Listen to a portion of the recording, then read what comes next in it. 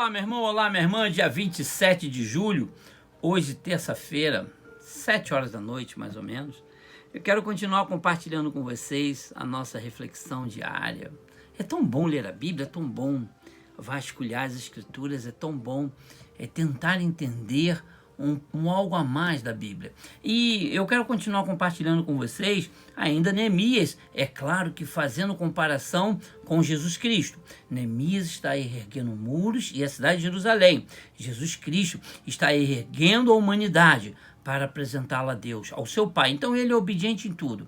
Então Neemias 6 fala assim, tendo ouvido Sambalate, Tobias e Gesem, o arábio, e o resto dos nossos inimigos, que eu tinha edificado o muro e que nele já não havia brecha nenhuma, ainda que até este tempo não tinha posto as portas nos portais. Ou seja, aqui Neemias no capítulo 6, ele está descrevendo a obra. E o interessante aqui é que ele já tinha inimigo por estar fazendo coisas boas, reconstruindo uma cidade. O interessante nessa frase é que ele fala uma das pérolas mais gostosas da minha vida e da sua vida. Nós não deixamos brecha nenhuma. Uau!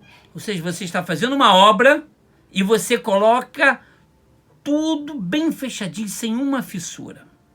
Aí eu vou lá no Novo Testamento, lá em São Lucas, ou Lucas, como você preferir, no capítulo 2, versículo 44, diz assim, passando, porém, pensando ele, que ele estava no meio dos companheiros de viagem, foram a caminho de um dia, então passaram a procurá-lo entre os parentes desconhecidos, e não o tendo encontrado, voltaram a Jerusalém à sua procura.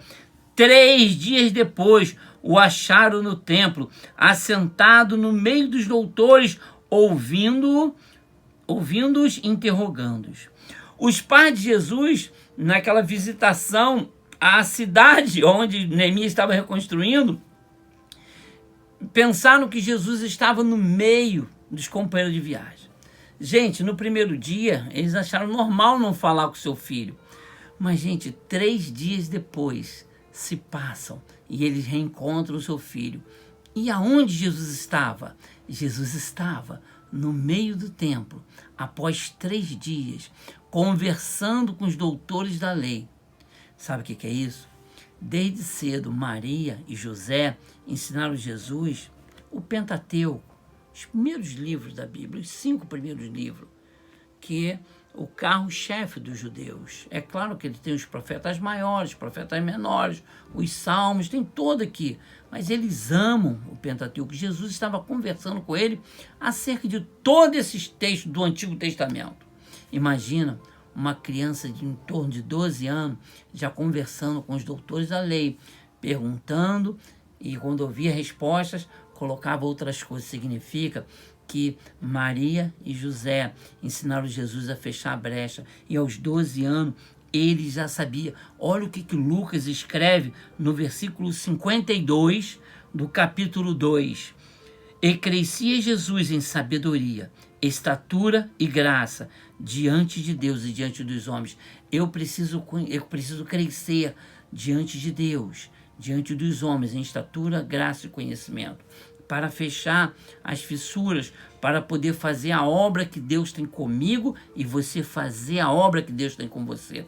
Não abandone o barco, não chute o pau da barraca, como a galera fala, ou chutar o balde, não. Deixa eu te falar uma coisa, continue fazendo as coisas que Deus colocou para você fazer, e você verá que no final você será mais que vencedor. Não pare o teu ministério, não pare seu casamento, não pare de acreditar que seu filho vai sair de droga, de bebida, de loucura, de insanidade.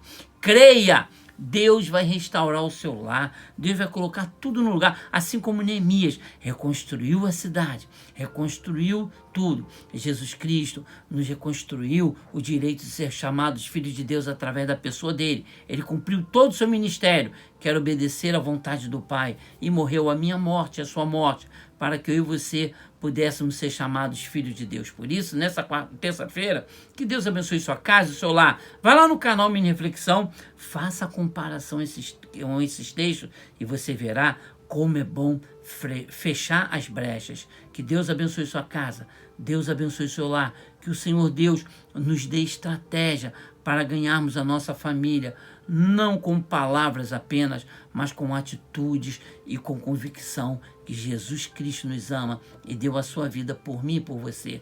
Que Deus nos abençoe e nos dê uma ótima noite em nome de Jesus.